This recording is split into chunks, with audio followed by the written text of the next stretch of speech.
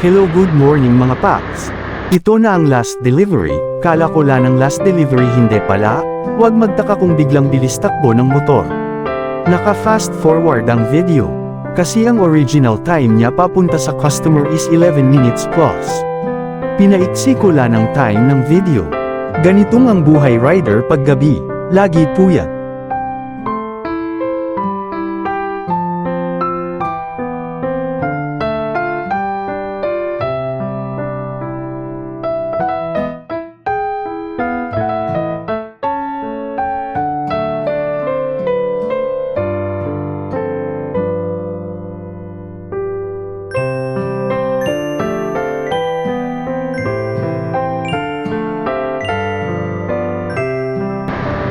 Mike, volve a Mike.